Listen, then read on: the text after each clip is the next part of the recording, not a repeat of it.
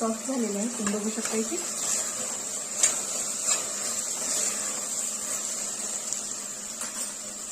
तो यामध्ये आपण घालणार आहोत आता मिरची पावडर. तिखट प्रमाण तुमच्या आवडीनुसार कमी अधिक करू शकता. 1 चमचा हळद आपण इथे घेतलेली आहे. कसुरी मेथी अशा पद्धतीने बारीक करून घालायची आहे. त्याचप्रमाणे गरम मसाला.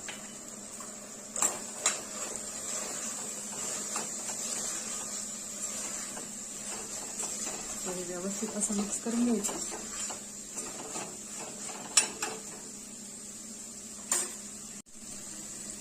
सो यामध्ये आपण घालणार आहोत गरम केलेलं पाणी.